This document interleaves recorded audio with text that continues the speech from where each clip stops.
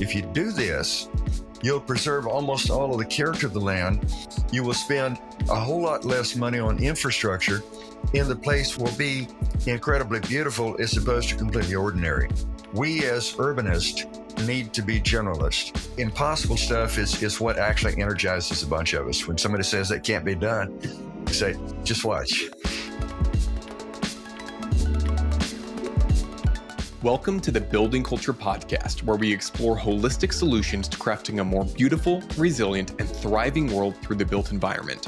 I'm your host, Austin Tennell. I interview leading change makers, architects, developers, builders, engineers, entrepreneurs, inventors, and more. I also share my own journey as the founder of Building Culture as we grow a holistic real estate development company from the ground up. Together, we can explore a new vision for city building in the 21st century, one that puts people at the center. If you enjoyed this podcast or find value in what we're doing, please leave a 5-star review, share it with your friends, and drop us a note. Thanks for listening. I want to take a moment to thank the sponsors of our podcast, Sierra Pacific Windows. They are a national window and door manufacturer of some really high quality windows and doors. We use them regularly in our building culture projects. So if you've got a renovation or new construction, I highly recommend you talk to your local distributor and check them out. Also, One Source Windows and Doors. It doesn't just matter the manufacturer, it matters who you're buying your windows from. And if you're in the state of Oklahoma, One Source Windows and Doors, they've got a showroom in Oklahoma City and in Tulsa, and they service the entire state. We work with them regularly to purchase our Sierra Pacific windows. So if you're in the state of Oklahoma, check them out. Sierra Pacific Windows and One Source Windows and Doors if you're in the state of Oklahoma. Well, Steve, welcome to the podcast. I'm really excited to have you on today and to talk to you. Well, great to be here. I really appreciate it. I've been looking forward to it as well. Awesome. I wanted to wait till I was at least 20 episodes in before I say calling in the big guns, asking you to come on. Someone as well known as yourself. I don't know if this statistic is true, but I heard this from Chris Williamson that only 1% of podcasts make it to episode 20. So when I started this, I was like, really? I will make it to episode 20. And then when I make it to episode 20, I'll start asking some more important people than myself to come on and talk. Yeah, well, I'm honored then. Well, could you start off, because not everyone is going to know who you are. So could you start off by talking a little bit about your background, some of the major projects and things you've been involved with, and kind of a fun thing, what are some of the things you're most proud of that you've been involved with? Sure. I am technically an architect, although I've not practiced as a regular architect for, 8 years now, something like that. And because what happened is I ran a full service firm in Huntsville, Alabama years ago, throughout most of the 90s. Well, actually it was 91 through really 03 was when we moved to Miami Beach. And on April Fool's Day of 02, DPZ came to Huntsville to design the village of Providence. And they'd been heroes of mine ever since school. I graduated all the way back in 1983. And I'd followed them, since my school years. And so when they showed up, I said, well, hey, my office, which at that time was about a dozen people, they can run themselves for a week. I'm going to just go down and volunteer and see if I can help out. And so I said, hey, you got anything I can do? And they said, sure, come on in. And so we really hit it off. And soon after that, they started inviting me to charrettes all over the place. And after I'd been working with them for, about a year, always as a consultant, never as an employee. But after about a year, Andres asked me, he says, Steve, if you move to South Beach, I will get clients for you from all around the world that will never come to Huntsville, Alabama, because they assume if you're from a small southern town, you're no good. But if you live in South Beach, they'll believe anything I tell them. And he has been good to his word. I mean, it's been, prime ministers and kings and all these kind of folks and such. I even have spent the night in one of the several times in the home of one of the presidential candidates this year. Won't say who, but anyhow, it's a. But so that there's all sorts of things happened as a result of going to Miami that would have never happened had we ever stayed in Huntsville, and so. But it wasn't too long after getting down there and it took several years to kind of finally just break the bond, you might say. But with all the cool stuff that they had going on, you can either run a full service architectural firm or you can do all that cool stuff, but you can't do both. And it took me several years to say, gee, I just got to decide one way or the other. And of course, obviously, I chose the cool stuff. And what we do, and right at this point in time, it's Wanda and I. We had some other folks with us for a number of years, and I was a partner early on with Placemakers, and had two of my sisters, Susan Henderson and Hazel Boris, were two of the partners there, and there were several others as well. And then. Susan was the chair of the board at CNU for several years. Her term just expired. Matt Lambert took over. Hazel is now the planning director of Winnipeg in Canada. And so I'm kind of like the family slacker, But then my youngest son, David, was a co-author on a book, and people say, "What? Isn't that nepotism?" I said, "No, man, you call that the family business, So anyhow, we've had a lot of involvement. Now it's just a mom and pop business, just Wanda and I. And we set out years ago to have a mission of trying to find needs that aren't being met and try to help fill those needs, which means that the stuff that we're trying to do is stuff that nobody else is doing, and so that automatically makes us the best on earth and also the worst on earth, because nobody else is doing it. And some of those things have failed miserably, and then others have actually done well for us, and so it's been a very interesting ride over the years since April Fool's Day of 2002. So what's that? 22 years ago now, but yeah, that's kind of that's my 3-minute version of who we are and what we do. So hopefully that at least gives some notion to the folks who might be watching. And you play a lot of different roles and a lot of different projects. I think that's part of your point of like, I kind of gave up being an architecture firm so that I could do more of what you love, I think. And one of those things is you are involved a lot of charrettes from the beginning to really kind of conceptualize a place. But then you've also been town architect on, at least a number of projects, right? Like I forget, I'm blanking on the one in, oh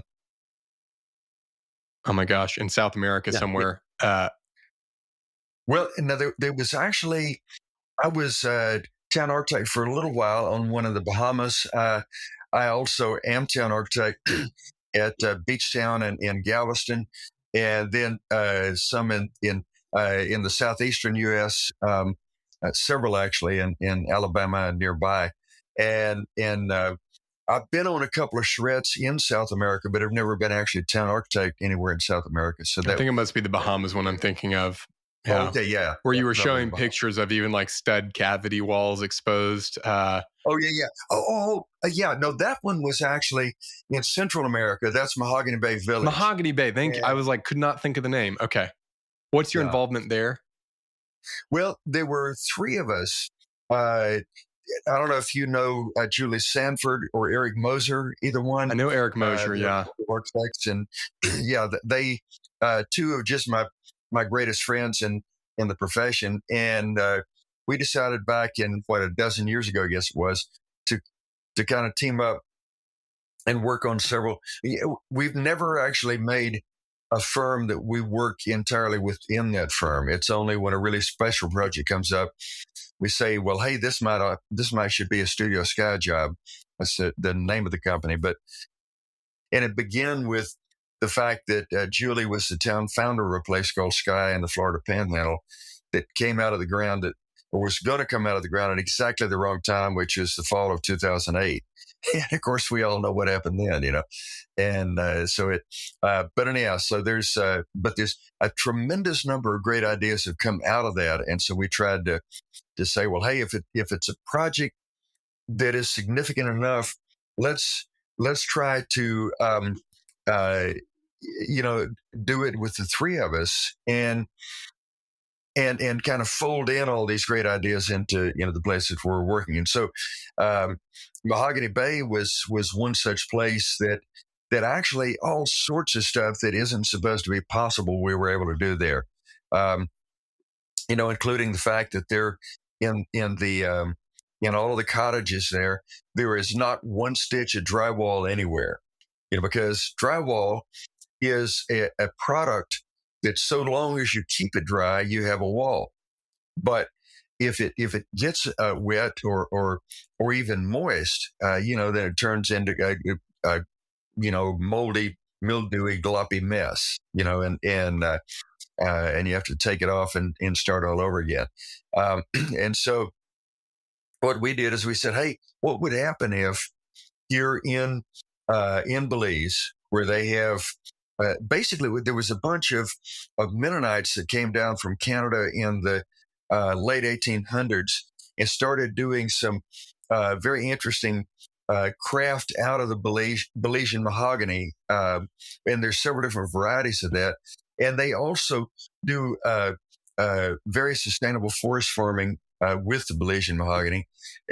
But at the time that we got involved, they kind of lost the markets for all of their high craft things, and we said, it'd be wonderful if we could get involved in that and kind of create markets whereby they can actually sell stuff again that is better than just lap siding or whatever. And I mean, lap siding's fine, but I mean, they were capable of so much more than that. And so that was trying to tap into both local materials or regional materials and regional craft. That's always been a big part of what we've talked about wanting to do, and so it was an opportunity to do it there. And then the buildings were, because we did them. Now they all have mini splits, small mini splits, but because the way they were designed, they're basically designed for on all except the most extreme days of the year to be, to not need conditioning. Essentially, what you do is in the evening, open up the louvers in the buildings, and the cool air blows in, the ocean breezes, and so it cools off really nice. And then about 9 or 10 in the morning, close the louvers and cut on the ceiling fans, and it has, there's the roof is corrugated metal, and it's just a mill finish galvalume, and so it reflects like 92% of the sun's heat back up before it even gets into the building. And then with the ceiling fan, I've been in there working on quite a number of days, and have never had to flip the mini split on other than one time, and that was one time that Wanda and I were down there, and it rained at night, so we couldn't open up the louvers. And so because we couldn't cool it off in the evening, then we had to cut on the mini split the next morning and kind of knock the warmth off and get a little bit of the moisture out. And so but yeah, other than that, you can just work in 100-degree outside air, and it's a lot cooler than that inside. And of course, with the ceiling fan, you're comfortable 10 degrees cooler than what you would be if it were dead air, and so there's just so many things like that. And also the town founder, it was a woman from Washington, D.C., Beth Clifford, who her primary business, she's a developer, and she builds a lot of office parks around the Beltway in D.C. But she's brilliant because she's smart enough to know what she doesn't know. And so she's always asking questions, because sometimes the developer might think that they kind of know kind of everything they need to, and they keep doing the same old thing, but so one of the things she asked was, she says, Steve, what are the first buildings we should do? So, well, really the best thing you need to do in the beginning, you need to build 2 buildings right on the first neighborhood square, and one of them should be your sales office with a condo upstairs or apartment or whatever, and the second one should be a third place with also another unit upstairs. So basically, it's 2 live-work buildings that were tiny. They were 14 feet by 24 feet, plus the back porches. So basically, like a Katrina cottage or something like that. And the third place, she calls it the Rum and Bean. It's a rum bar by night. The bean is the coffee bean for in the morning. So it's a coffee shop in the morning, rum bar at night with some light fare that they serve, for small meals and stuff. But at this point, oh my, they've got probably 30 different businesses that they have cultivated. So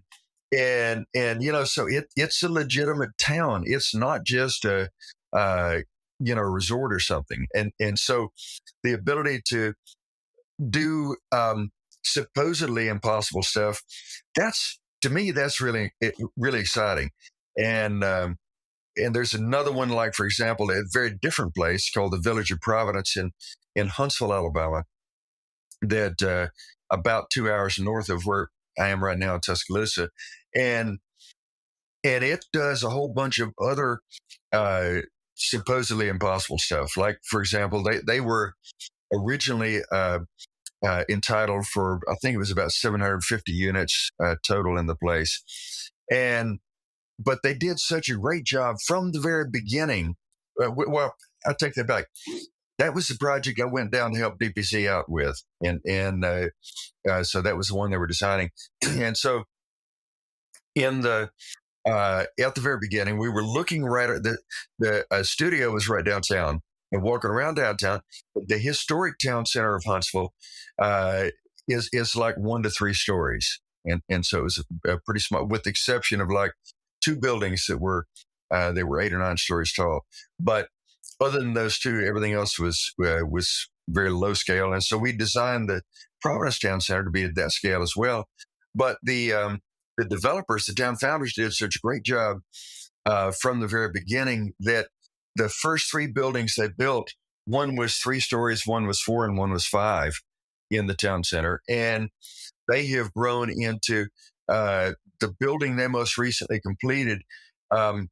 Is It's an entire block, and it looks like several different buildings making up the block.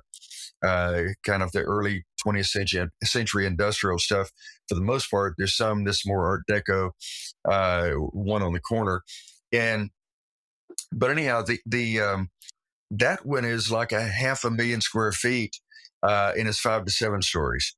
And in that building, I don't know exactly how this happened. I don't know the backstory, but they have 450 apartments in that building, for which they were not entitled, in the beginning.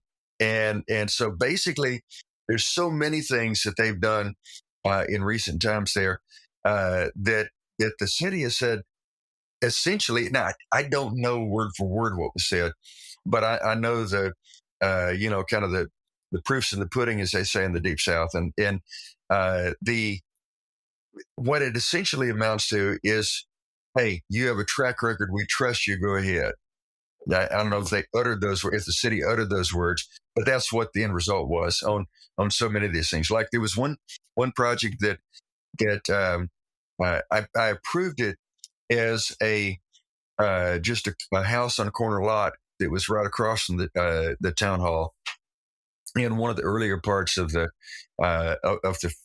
actually I guess the second phase. But anyhow, and I came back 3 months later. I do a lot of reviews for that place remotely, and so they'll send me PDFs, and I'll just mark them up on my iPad and send them back. And so, but I'll get up there 3 or 4 times a year. And so, the first time after I had approved this house, I came, and it's like, wait a minute now.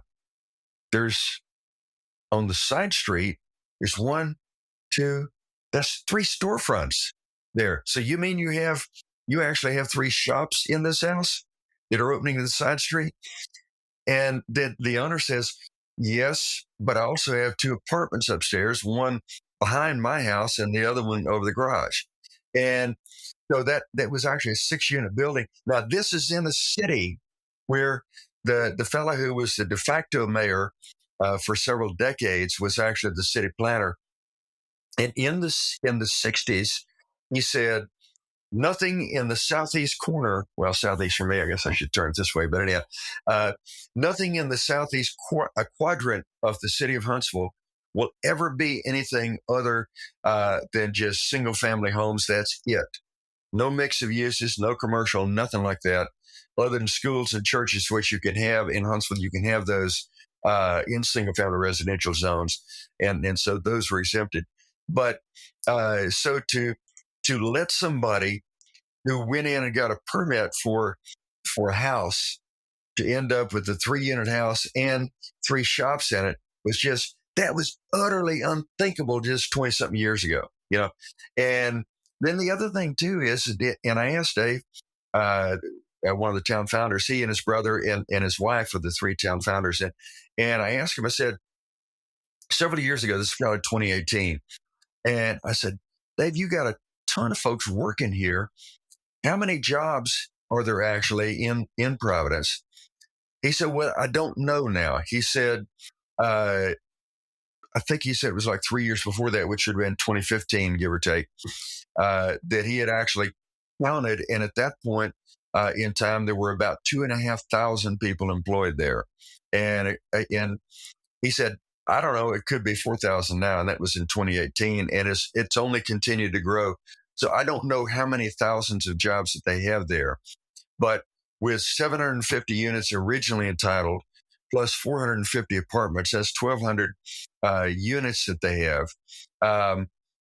But the jobs outnumber the units, by several times. They may have 5,000 or 6,000 jobs there for all I know. So, I mean, that could be 4 or 5 times as much is the number of units. And so it's a major employment center. And they have, they're finishing their 4th hotel now. The first 3 hotels that they have, because the place is so cool when all the business travelers come in. Huntsville is a big space sciences place. It's Marshall Space Flight Center is there, and the Army Missile Command is there. So it was Rocket City, USA for years. Now it's a lot of biotech as well. So a lot of people traveling in, and everybody wants to stay at Providence. So the 3 hotels that have been operating for quite a long time now, all 3 of those are the top occupancy for each of their flags in the entire region. When I say the region, I mean east as far as Atlanta, north as far as Nashville, south as far as Birmingham, and then west basically to the Quad Cities. And so in that entire area, those 3, there's not a one of their flag that has higher occupancy because they're basically full all the time. And so, I mean, it's just all sorts of stuff that they have done that's impossible, and it or supposedly impossible. So I just thrive on the supposedly impossible. Well, that's a good place to be. It's definitely the most interesting place to be. The full hotels just go to show the power of creating a place and how attractive that is for people. So recently, maybe it was like a month ago or 2 months ago or something, you made a tweet that said you were on a task force on hurdles to build better places. Yep. And, you made the point that it's more complicated than just, regulations bad, build. And you created 6 buckets of concepts that you identified about barriers to build better places and things we need to work on. And I've got some jotted down, but can you walk through? I actually would like to spend a little bit of time on this, but if you can walk through those 6 different buckets and the things that go into those buckets, and then we can start breaking some of those down a little bit. Yeah, as a matter of fact, I am a small player in that task force. I only show up occasionally. Nathan Norris started the whole thing off. And then let's see, there's John Anderson, Edward Erfurt, and then Kevin Klinkenberg are there other members, and I don't think I've missed anybody. But let me just look real quick and see if I can pull up that email, because I can't. I can tell you what the number one bucket is. I can actually read. I wrote them down. Oh, perfect. Because we can talk. So I'll just kind of read through them, and then we can go back and talk about each one. But number one, administrative process and culture. Number two, zoning and development standards. Number three, building codes. Number four, street standards. Number five, finance and tax law. And number six, utility and infrastructure standards. And I'll start off by saying I read this and was like, I saved it because I was like, y'all nailed so much of this. I mean, this is really well thought out, and it's so true in my experience. I'm still young getting into all this, but I've hit all of these things. But maybe to start off with the administrative and process, can you talk a little bit about that bucket? Yes, and actually, the informal title for that bucket is the leadership bucket, because if you don't have someone that is providing major leadership in a municipality, or could be somebody in the Chamber of Commerce, doesn't have to be a mayor or a council person or whatever. Like, for example, the city planner in Huntsville, that was for all those years saying no single family in this entire quarter of the city. He was a strong leader. Whether you like what he was leading towards or not is a different story. But he basically kind of ran the city. Now, I don't know. I was not there for the actual conversation of what happened, but I can tell you the net effect of a more recent leadership story from Huntsville, and that is that at the very beginning of Providence, during the charrette, we told them, we said, there was a 5-lane arterial that was running right through the middle of the site, and so we told the city, we need the outer 2 lanes back as parking lanes, and we need the center lane for you to give that to us as a landscape median, so you actually have 2 travel lanes. And they said, yeah, fine, we'll do that.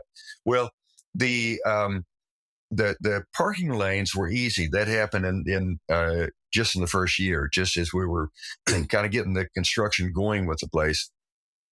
But I don't know if it was the fire chief or the fire marshal. I don't even know what the guy's name was, or he is, or whatever. And so my knowledge here is sketchy at best. But someone in the fire department, it kind of stonewalled that for a lot of years.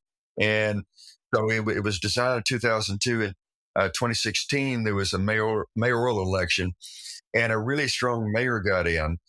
And I don't know what he said to the person in the fire department. But the net effect, and I don't want to speculate on a podcast as to what he said, but the net effect is the fact that within a period of, I think, maybe less than a month, a very short period of time, however long it was, that they were tearing out that middle turn lane and putting in the landscape median that the city had promised all those years before. So basically 14 years earlier, they had promised that, but it was simply because of the mayor taking a strong stand and saying, we're going to honor the commitment we made back in 2002. And so if you have someone like that, he might turn into kind of a Joe Riley from Charleston or something after a lot of years. I don't know. Or he might retire next term. Who knows? I don't know the guy. We've never met. But anyhow, it's but yeah, that leadership bucket is crucial, because if you don't have that, then nothing else matters. I'm with you on that. Just from personal experience, you really do have to have someone to kind of rally the troops. And really, ultimately, I think about it as setting a vision of what you're actually trying to do, what you're actually trying to accomplish. Because otherwise, you just have a bunch of isolated people industries, bureaucrats, public works, engineers, fire departments, utility departments, trash, all of it, making decisions based on, in a lot of ways, not, I don't mean this in they're being malicious about it, but essentially like, how do I make my job the easiest? My job's the easiest is to make the easements 10 feet wide between the water and the sewer and the electrical, because then it's easy. Yeah. Not Right. recognizing the actual downstream impacts of that and not caring, frankly. So I definitely agree with you on the leadership. Well, in some of the categories that you just mentioned of the various specialists, there's some things that are not law. You can't get you won't get arrested for it, but it's kind of the standard practice of a particular discipline. And I remember one years ago that it was a place called the Waters near Montgomery, Alabama. It's now in the town is incorporated. Uh, it's called the town of Pike Road, um, near Montgomery. It's east of Montgomery. They incorporated because of the Waters. But in the beginning, there was our civil engineer in the first the village, which is the first phase. We had there was well, actually, I'm going to go back a notch. When the developer had called us in, Nathan and I, and we were with placemakers at the time, and he called us in to interview us about doing the architectural pattern book, which we ended up doing. But we couldn't shut up about how bad the previous plan had been.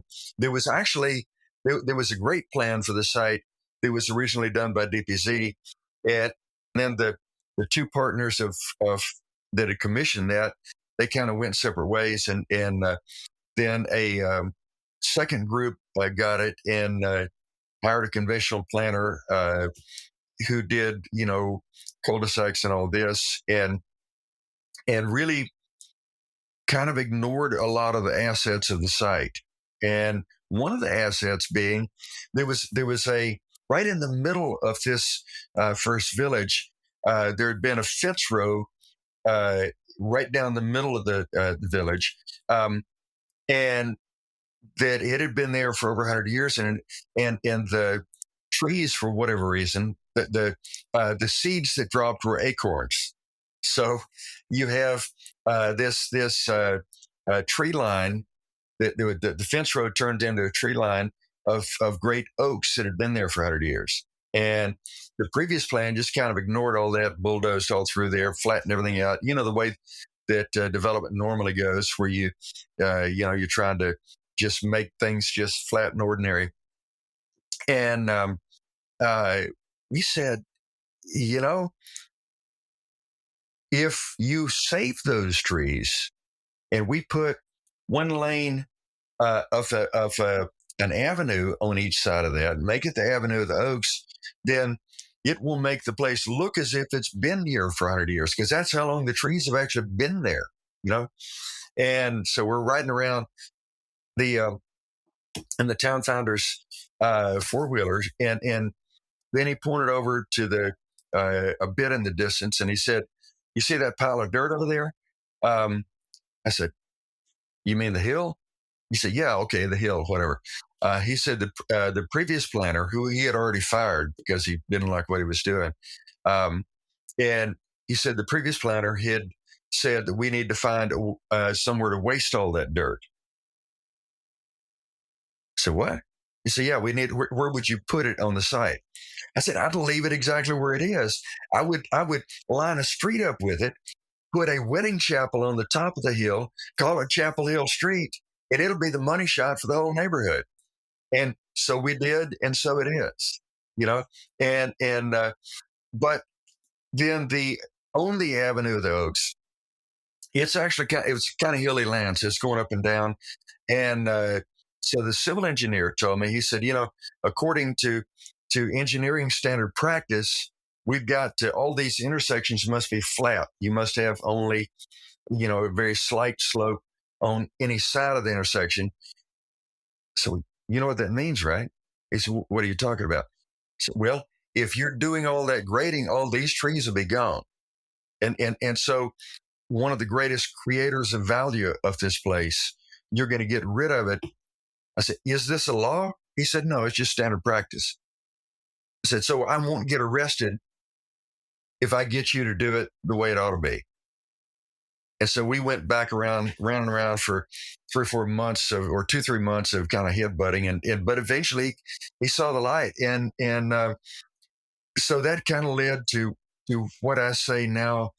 I said, grade as if you only had a wheelbarrow. If you do this, you'll preserve almost all of the character of the land. You will spend a whole lot less money on infrastructure, and the place will be incredibly beautiful as opposed to completely ordinary. Why do you want to spend more money to be ordinary? And so we had very little in the way of storm sewer inlets, of underground piping, all of this. There was almost none really, and so it looked the way that an old town would have looked, because caterpillars didn't exist in Alabama in 1895. It's interesting that limitations, can actually just lead to such better outcomes than, we're the wealthiest country. I just think of this a lot as we're the wealthiest country in the history of the world. And when you look at what we build, it's just like, and you compare that to be what was being built 100 years ago, 200 years ago, 500 years ago. And you're just going, right. Oh my God. And that's what's great. What gives me hope though about that is the idea that we're so capable now, financially, technologically, right, that the barriers to building all these amazing places are literally self-imposed. They're not right. Physical limitations. Getting to space is hard. Flying a right. rocket to Mars, that's hard. That has to be invented. All of this stuff has been done before and done with way simpler tools. I forget how fast the famous building in downtown New York. Oh my gosh, I just forgot what it's called. The Empire State Building. Yeah, like how it was built in 18 months or something. Yes, it was designed in 4 months or 5 months. The total time from beginning of design to the ribbon cutting was 22 months and some odd days. Less than 2 years. Unbelievable. I mean, it's really, I don't even know. It takes us 2 years to build a really nice custom house, Oh my, yeah, exactly. And it's so much stuff there was a project that I was working with DPZ on back in 10 years ago now, 2014, and in that project there had been 3 developers of the land. It was near San Diego, and the first 2 developers of the land, they've been working on it. At that time, it was working on it for 27 years, and now it's been 37 years since it started. And at the time that the charrette was, the first 2 developers had already died. And so the third developer was saying, I would really love to get this place started while I'm still alive. But the impediments we put out to getting anything going is just. But I tell you what I found, and that is that you can often have the best luck in places, the best success in places, not just luck, in places that not that many people care about. For example, 30A, it was before Seaside. It was known as the Redneck Riviera. It basically was a bunch of just, kind of cheap. Actually, they had what they call the Gulf Coast Shuffle, where instead of lining all the condos up like this, they kind of did a sawtooth thing, going down the beach, and that was the latest architectural innovation, because you had a little bit of privacy in your little corner of the sawtooth, but it just was boring beyond all sensibility, and so nobody cared, and so actually Robert and Darrell Davis had to come in and actually get Walton County to start a planning department. They didn't have one at the time because due to the size of Seaside, it was going to it needed a DRI certificate, Development of Regional Impact, I think is what that means. And so without the planning department, they couldn't do that, and so they couldn't get started. And then just as soon as they were working on the second project there, which is Rosemary Beach, there was a lot of things that did the seaside that the planning department that they helped start with the guy that they brought in to be the planning director to, oh, you can't do that now. These connections, we can't let you connect. Well, why not? We did it at Seaside. Well, that's against standard practice. So all these standard practice things that are not actually laws on the books, but are just what is convenient for each of these disciplines. Those are some of the things that are really causing us the greatest problems in terms of building places people love. Have you experienced, what's the best way to approach those types of things that you found where you see people actually get past them, move around them? Is it bringing facts, data, a story, showing people, bringing someone more important to, or to try to overrule them with authority or something? How do you handle that? Because I know exactly what you're talking about. I have some things in mind in my own experience. The most important thing is a 3-letter word: bus. Get the leaders on a bus and take them around and show them stuff nearby and ask them, how many people have been killed here? Oh, I don't think anybody's been killed here. Well, if nobody's been killed here in your entire lifetime, then you're telling us that it's too dangerous and we can't do this sort of a thing. Or like, for example, in Huntsville, when we were doing the Village of Providence, and one day one of the meetings was the Board of Education, and so they all came in and the superintendent and the whole crew, and we wanted to have a K through 8 school at the edge of Providence, and they took one look at the plan and said, "Oh, you can't do that. Why is that?" Well, the state of Alabama says that to have K through 8, you have to have, like, I think it was 12, 14 acres or whatever of stack lanes. And, for parents to stack waiting to pick up their kids in the afternoon. And I said, no, you don't. They said, it's state law. What do you mean, no, you don't? I said, well, there is a school you might be familiar with that is designed like this at the edge of a neighborhood. And it's called Huntsville High School. I'm pretty sure you're familiar with it. And I said, because of the fact that what happens is because it's embedded at the edge of a neighborhood, at 3 p.m., everybody's working. So the parents, they stack on the neighborhood streets, doesn't cause a problem to anybody. And then when the bell rings, they pick up the kids. And they say, oh, well, I guess you're right. That works, doesn't it? Said, yeah.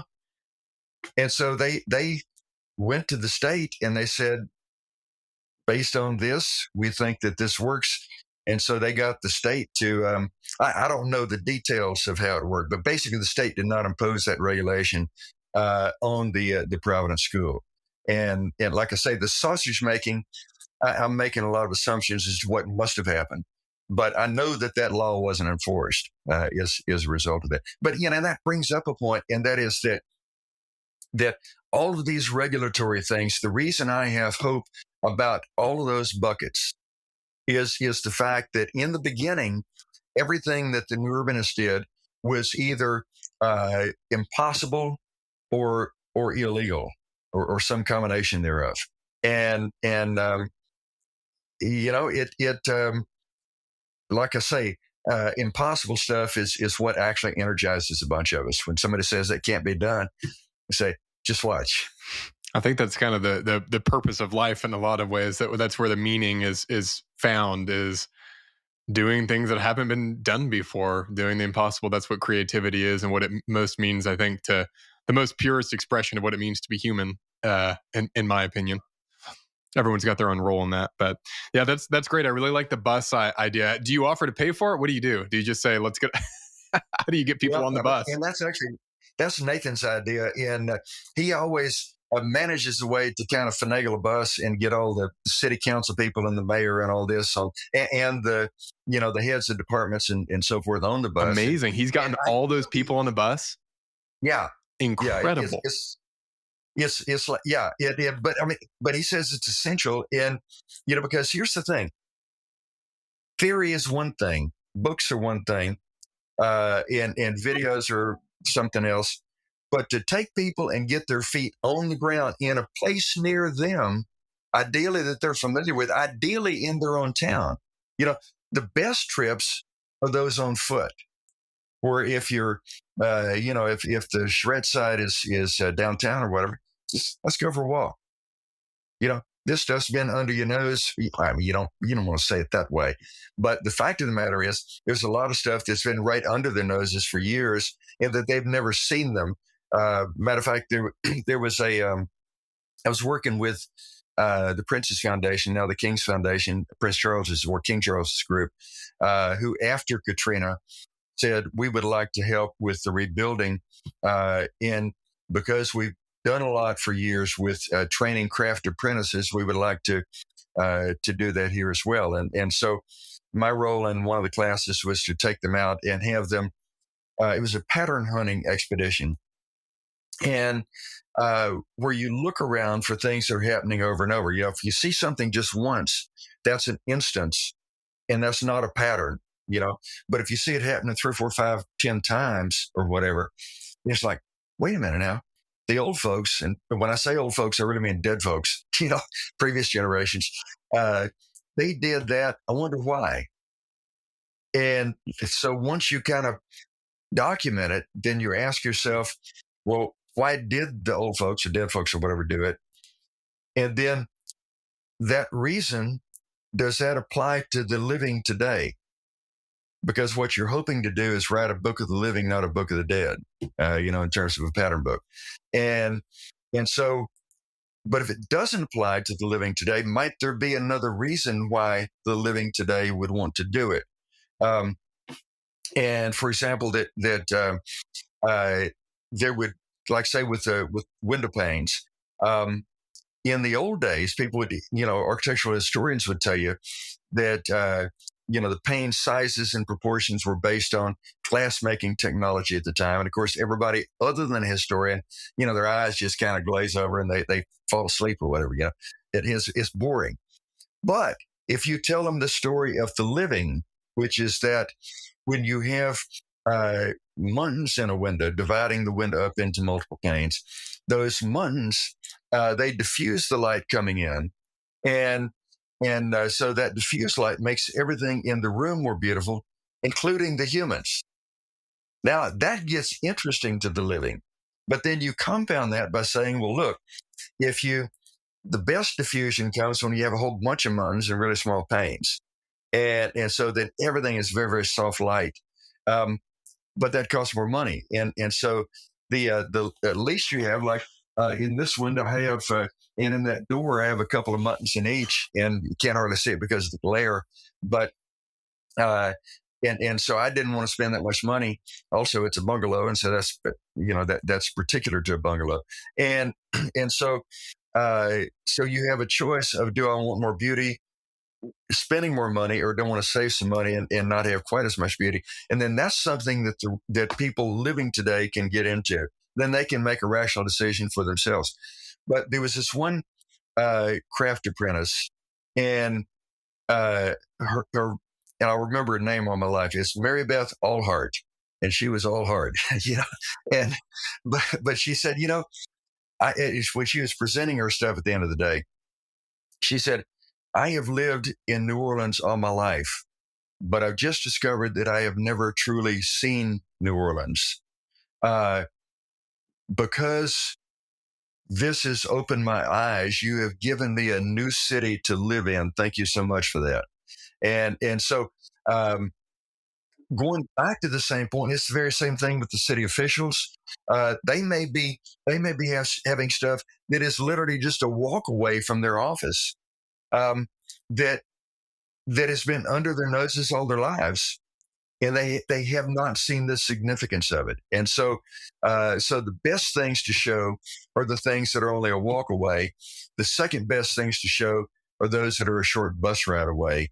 Where it's like, oh, gee, I've seen this so many times, but I didn't know what it meant. You know, and like the stack lanes, for example, it's like Huntsville High. Come on, you're Huntsville City Schools. You should know Huntsville High. You know, so that's great. If you've been enjoying the Building Culture podcast and are listening on Apple or Spotify, could you pause for just a moment and leave a 5-star review? My goal is to get to 100 reviews. And if you do, take a screenshot and email it to playbook@buildingculture.com. Playbook, PLAYBOOK @buildingculture.com. And when we hit 100, I'll randomly pick 5 winners and send them a Building Culture hat that looks just like this. I appreciate it. And back to the show. So, we've got the administrative process culture. We've got the zoning and development standards, and those are pretty common to most people. I think like we need to fix parking minimums and setbacks and zoning and uses and stuff like that. Another one, those building codes that you mentioned, IBC versus IRC, and point at like egress and sprinklers. Can you talk just a little bit about that? And I think you've also got ADA and FHA in there as well. Can you talk a little bit about what you mean here, about what needs, could be reformed?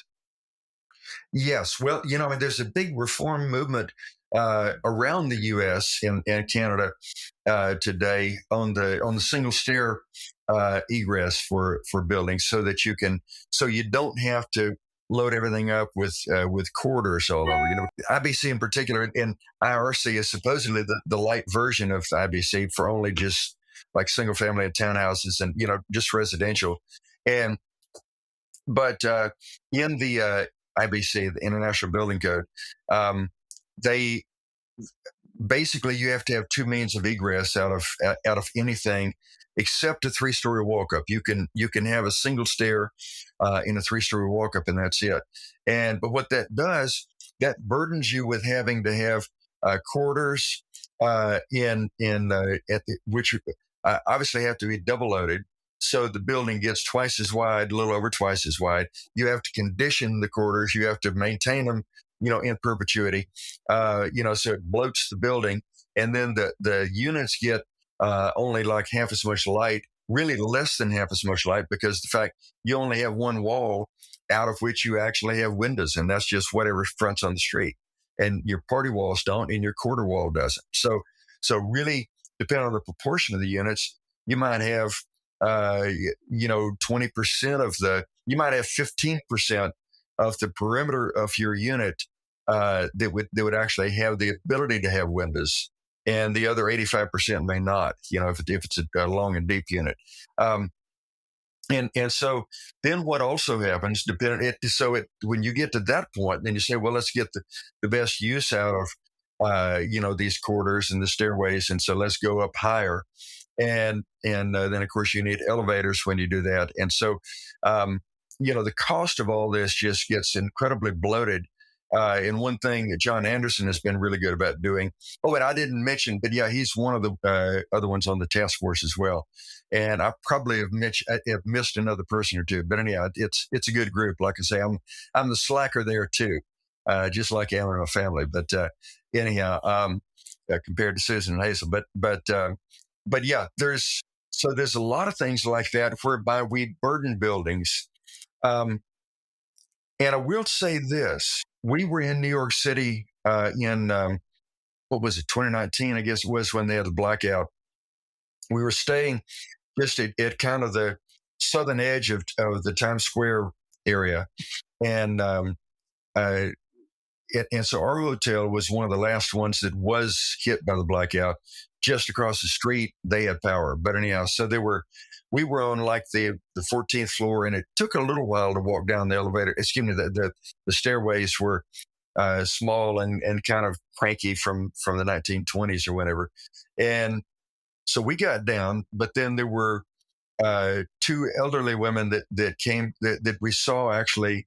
We were eating and they were as well at a brunch or breakfast, I guess it was. But anyhow, And they said, we're on the 32nd floor, and it took us 2.5 hours to get down because they weren't highly mobile, and they'd have to stop every floor or so and rest a while. And that's getting down. Now they have to go back up. So there are reasonable limits to how far you should be able to go up. I don't have a magic number in mind. I will say this: we don't want another Grenfell Tower, in the U.S. That's the one in London that it was a single stair tower, and what was it? Somewhere around 100 people died in that fire. I think that was 4 or 5 years ago.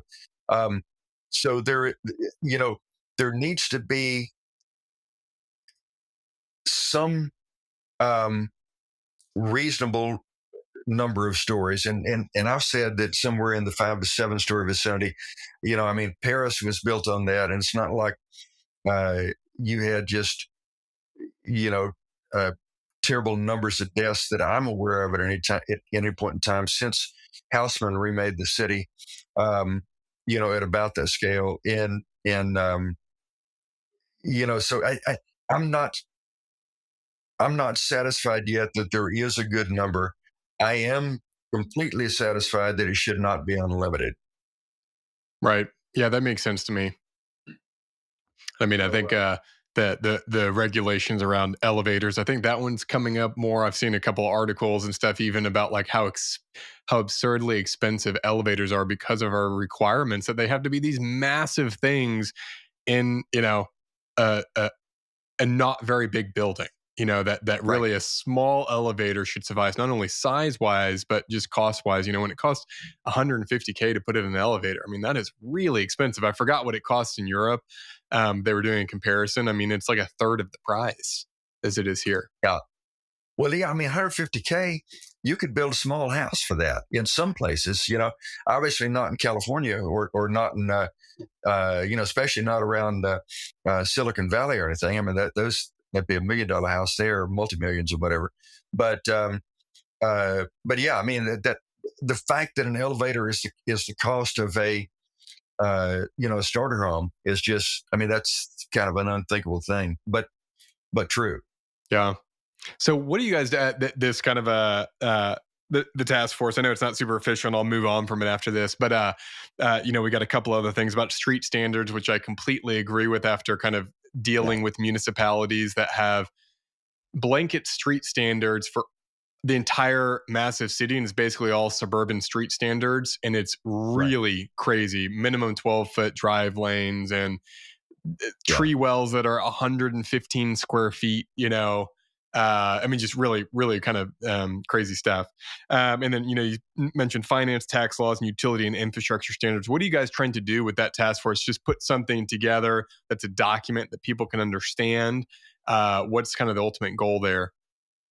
The ultimate goal isn't just to have a polemical piece, but is to, because we're already talking about, okay, who are the people that we need to put on this task, to actually make change, and who are the others that can take care of this other thing, or then what are the tools that we need to build for these people to be able to have success with the change that they're hoping to make.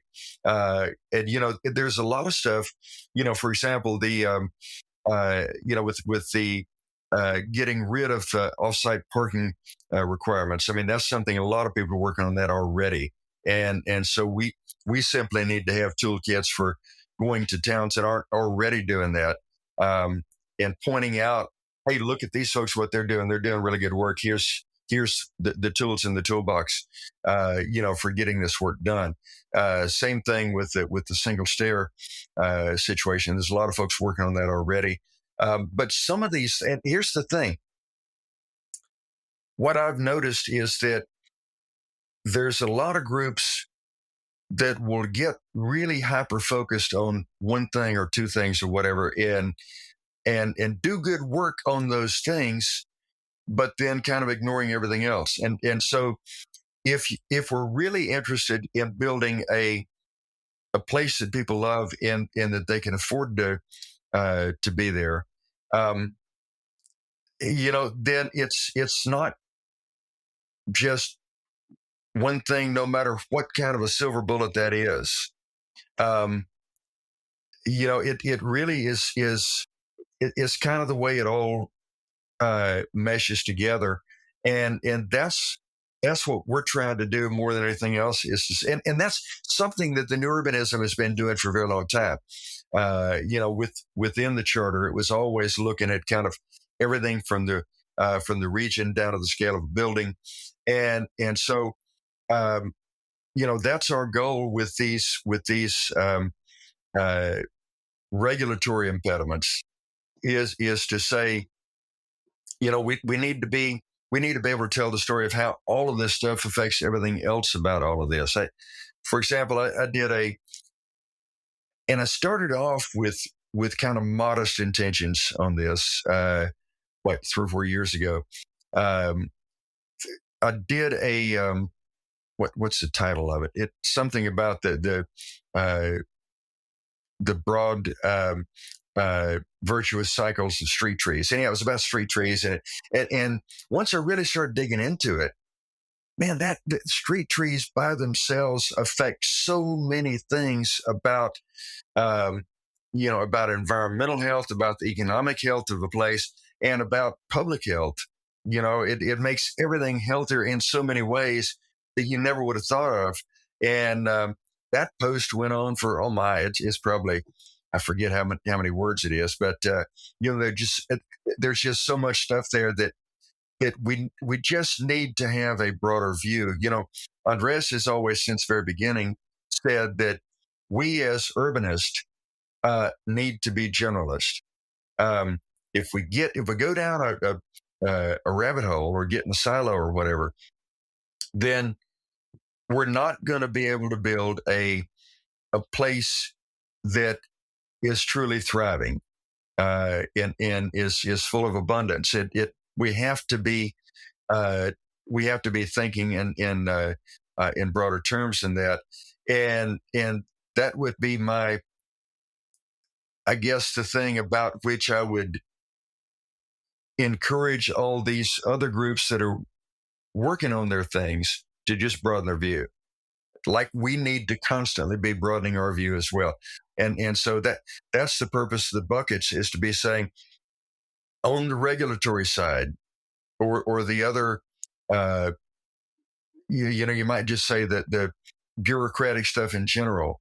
Um, what what are the stories that need to be told for each of these disciplines, is to how not it can't be just, here's what you're doing wrong and what you know best, because it's like, no, we're not, and you'll never win that.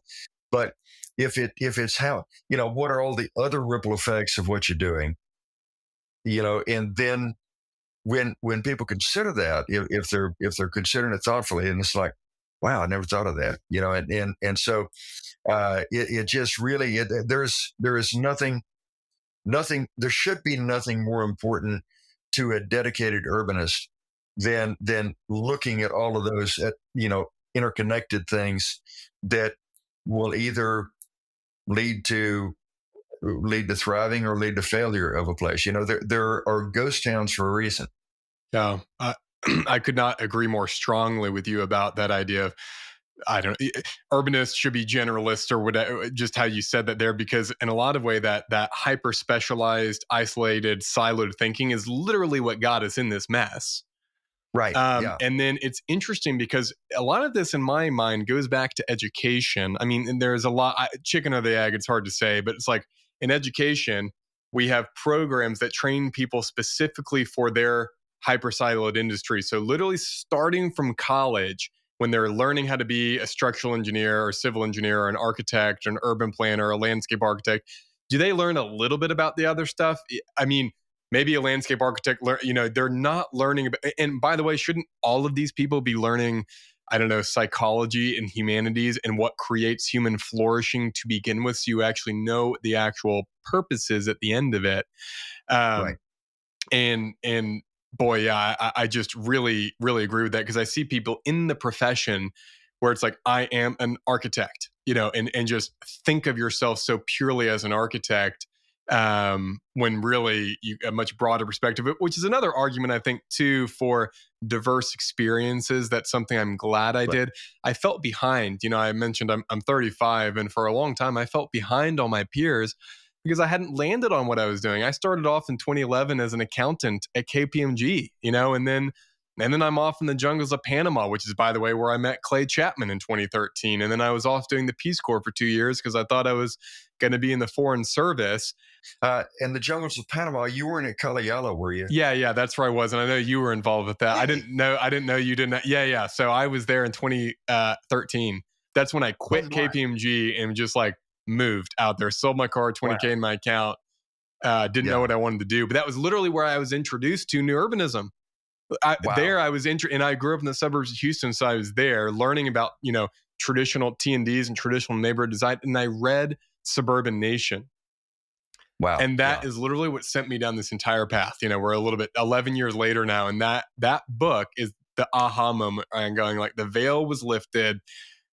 Right. Finally understood what was going on, and it's interesting because you grew up being taught America is at the pinnacle of all human civilization, and when you don't know any better, when you've never been anywhere else, why wouldn't it be, and then from Panama and I got to travel backpack in Spain and Portugal for a little bit too, for a few months just by myself. But I remember thinking, oh my gosh, we have lost some things, we are missing some things. Yes, we're very technologically advanced. Yes, we've got a lot of wealth. Yes, there's a lot of amazing miracles about the modern world. You turn on, a faucet and hot water comes out, right?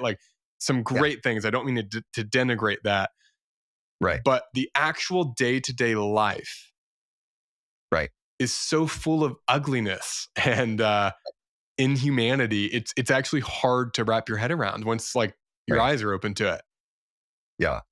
Well, I mentioned a couple of things earlier, and I don't know if you remember, but very early on, I mentioned something about the Sky method with Studio Sky, that Julie had been the town founder of the place. And actually, Jimmy Stice with Caluyala had heard about that and hired us. And so actually, Julie and Eric and I think we've been down there twice doing work at Caluyala. The idea of how do you start literally with tents, and then the pavilions with the straw roof overhead, and then how do you let that actually evolve over time into a complete town? And so that's kind of connecting a couple of dots. That's funny. Yeah, I'd actually forgotten when I mentioned that you were involved, but I remember it was Mole and Polyzoids and you. I remember seeing you on there, and then when I was reading books, I was connecting it back to you, which is quite funny. I had not been to CNU. I didn't know what CNU was at the time. My first CNU was Savannah, I think, whenever that year that was. But cool. Yeah, that was a good year. Yeah, that was a good year. But, going back to the, so siloing of professions and stuff, and a lot of this starting with education, a lot of this, it's not that it's only the architect's role to facilitate a great built world. I think there's a ton of hands that are involved. But at the same time, the ideal would be to have architects kind of at the center of that, being the vision casters and the leaders and the people bringing people together about what we're trying to accomplish. And why are we building? We're not building for our values. That is not the purpose of architecture. What's your experience with architecture schools today? And I don't have that many connections to them from the few people that I talk to, but I mean, how would you describe the state of architecture schools in the U.S., generally speaking? Obviously, there's some great schools out there, but sure. In general, a lot of what is taught has to do with feeding what comes out of the industrial development complex. Which, for example, in the industrial development complex, there is you and Clay and others are mythological characters that never actually lived. You're just a figment of some romantic construct that some people have about the way things ought to be built, but no, that's impossible. You can't do it. Well, I can certify for y'all because I've laid brick with clay. Okay, so I know that he's actually real. I know you're real because we're talking, and you're not AI, and and so, but yeah, I mean, there's the everything that can be manufactured and sold in quantity.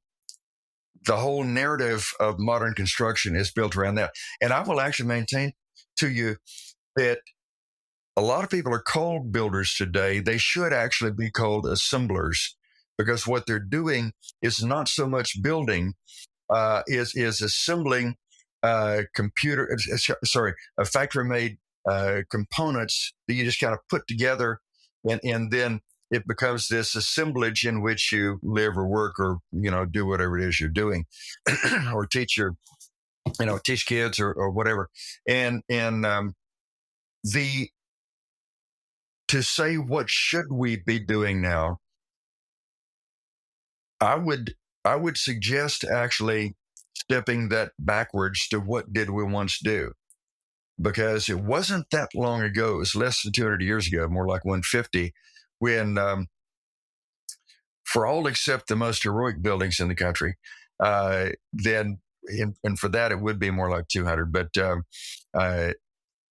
you essentially had what we now call a master builder that would show up with a crew and do most of the work to actually building the building. And Clay was the first person I've ever seen in my lifetime that was a true master builder in the modern world. And there's just so many good things that happen when you go back to, and everybody has to be a generalist if you're on a crew with a master builder. If you're part of that team, you have to be a generalist because you have to know how to do, more than just one thing. You're not just sitting there doing this one thing like on an assembly line all day long and nothing else. And so really the ideal of the highly interconnected sets of disciplines is something that we can get a better picture of that before everything bifurcated so much. If you think about it, you went, first of all, I think that probably, I'm not even sure if it probably was the first division from the master builder. Well, actually this I know.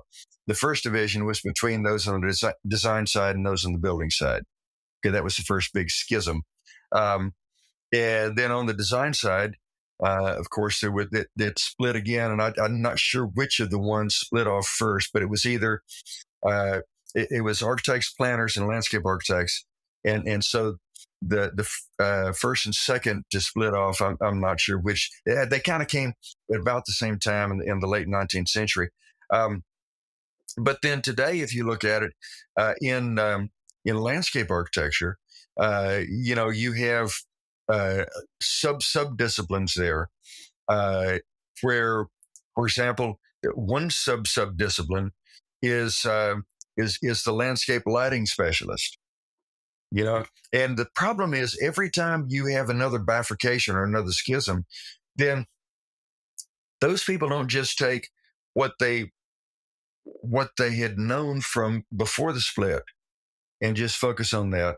No, they got to have for their raison d'etre. Otherwise, they don't get paid. Is you have to add, you have to have some value added, which means more complexity added, which means that the landscape lighting consultant, I as an architect,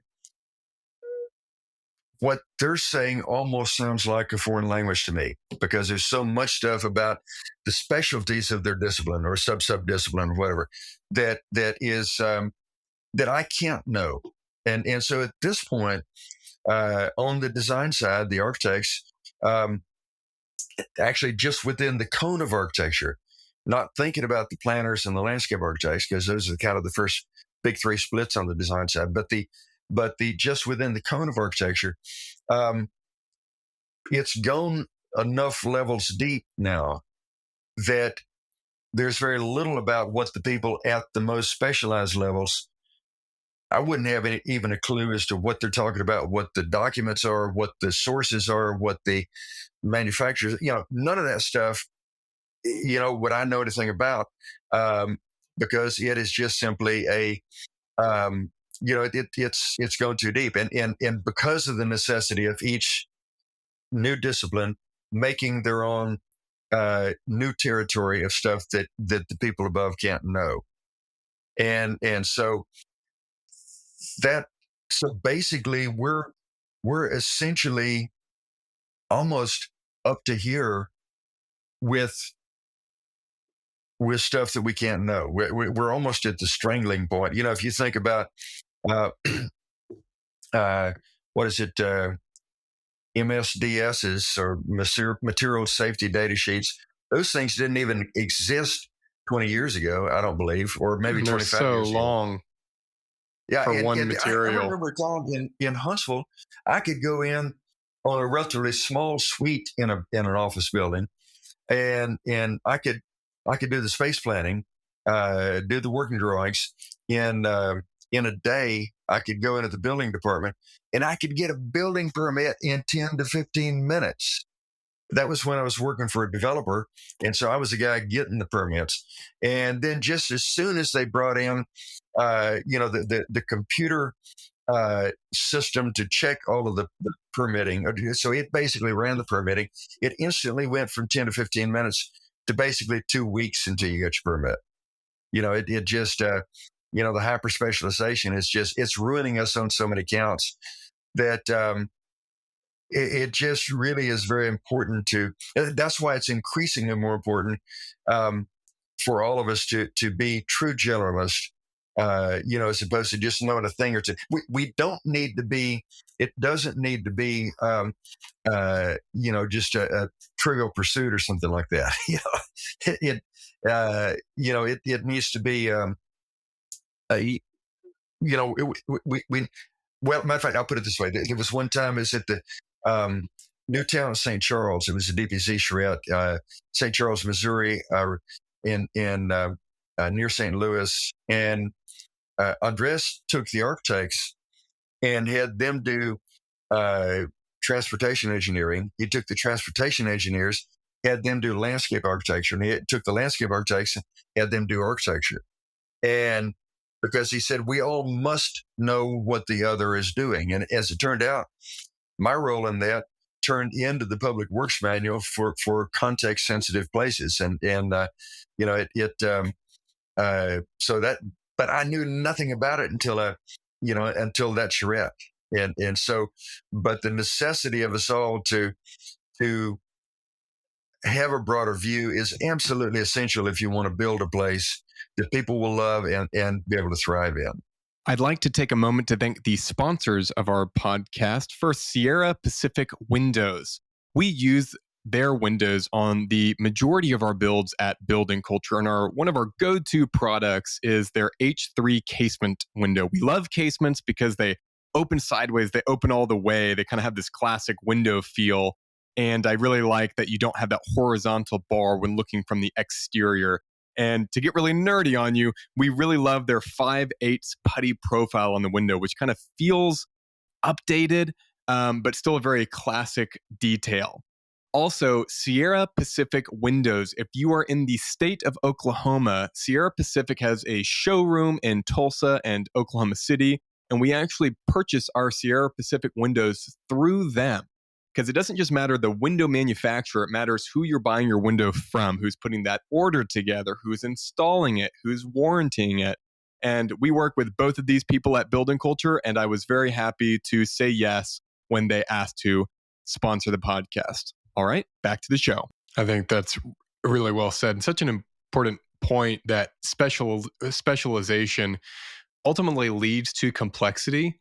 And complexity is just not always a good thing. I'm not saying, some things are complex, and that's, a car is complex in some ways. Well, in a lot of ways, but too much complexity and you kind of lose humanity. I think you lose affordability. I think you lose sustainability even, and longevity, which kind of dovetails nicely into something I wanted to talk to you about, which is that the concept of the original green. And you wrote a whole book about it, Sure. and it's been a long time since I read it. I read it a decade ago, but that's something I think about a lot with, say, building codes.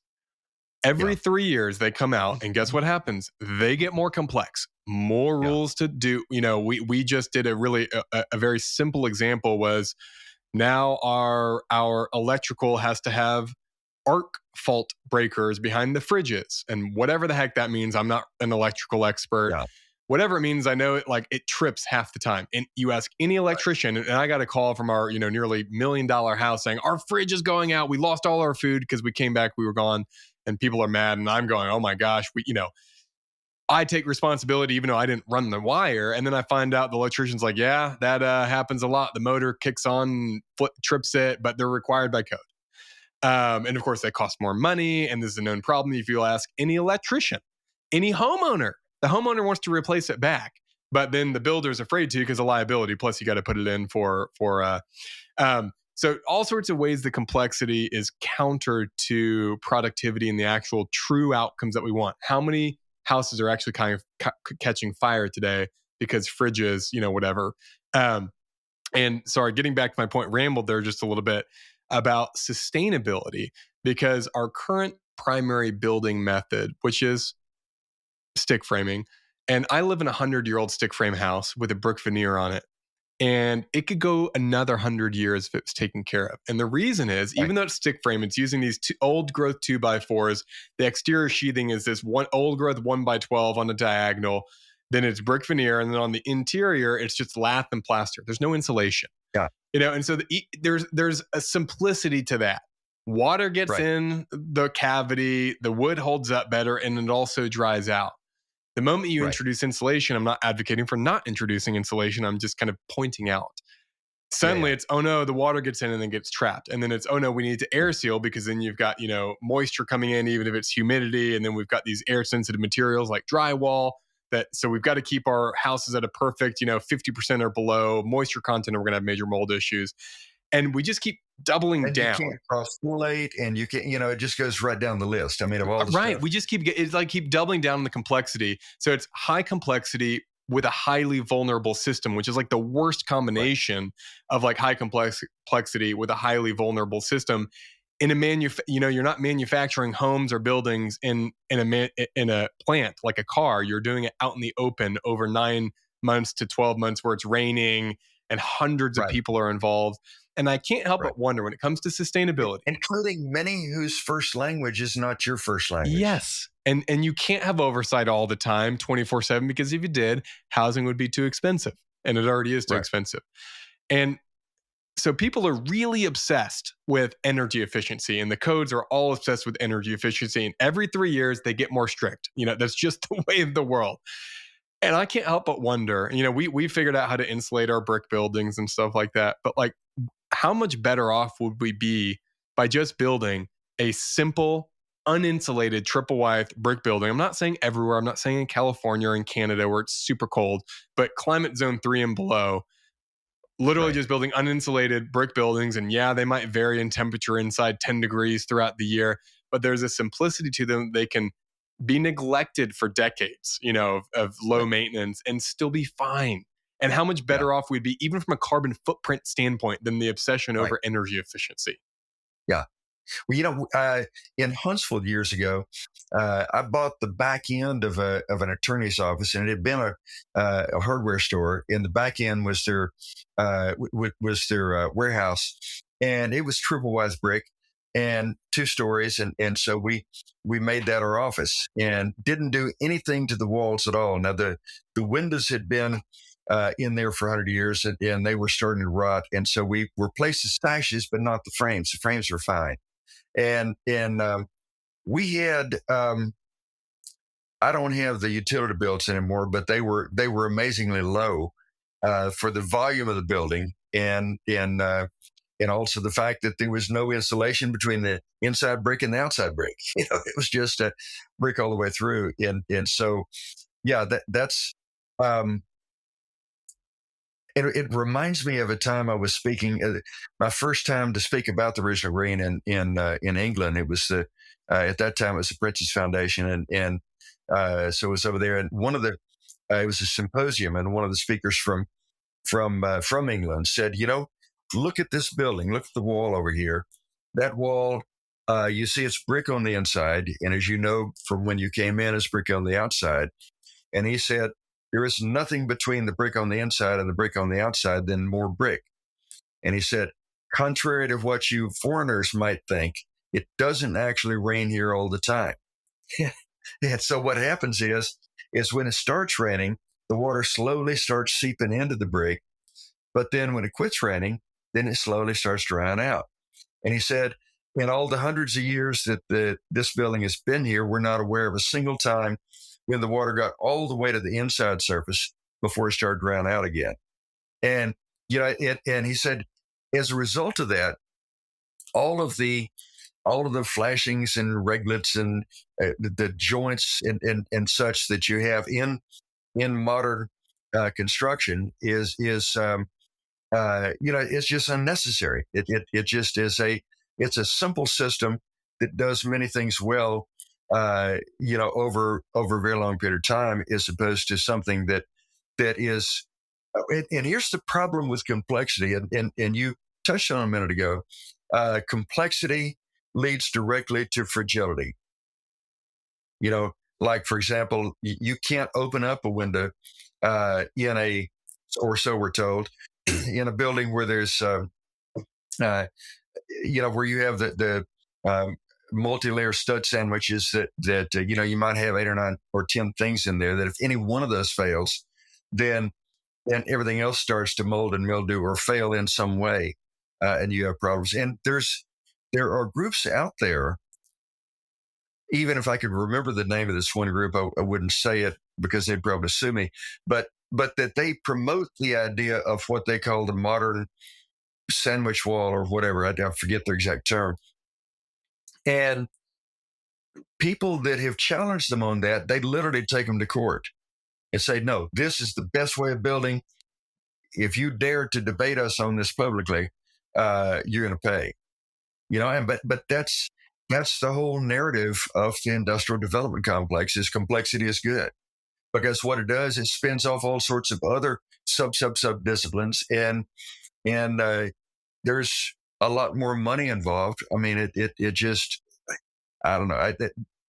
There's seeing things in a simpler, more natural way. It is that should be a high ideal that we all pursue, to open our vision to things that are anti-fragile, to use Taleb's term, and that that we can. I've defined the original green is this way, and that is, it's keeping things going in a healthy way long into an uncertain future. And if you cannot do that with ever replicating or ever expanding complexity and ever expanding fragility. It just doesn't work. And because one thing goes wrong, and all of a sudden it's like, well, now that part fell off, this collapsed, this failed, and then you need 10 specialists to fix it all. That's right. They were all expensive. Where do you think, and I'm not really plugged into CNU like I would like to be, just because I'm busy running building culture, and I haven't made it to all the groups. I keep up with people, and huge supporters of just the work that has been done, right? Like, I think we're all I'm having this conversation today because CNU started doing, in the 80s and the 90s, right? So kind of standing on the shoulder of giants there kind of thing. But, I noticed in Oklahoma City, the CNU in Oklahoma City, was that 2 years ago, 2022? It was. Yeah, that's right. Yeah. So, climate is becoming a really big narrative in the CNU. And of course, I'm quite the environmentalist in terms of very concerned about our environment. And I remember there was a debate with Andreas Dewani and another guy on one of the last nights about, they were both kind of presenting the CNU's future vision for climate. Doug Farr. Doug Farr, yes, right. Two very competing visions, and I don't. and then after they debated, some guy got up and was accusing them both of being old. And how dare they be up there even talking, which I thought was the most absurd thing. And I stood up and said so. I don't know if you were there. Actually, I was in a room right across the hall with a bunch of folks from Carlton Landing.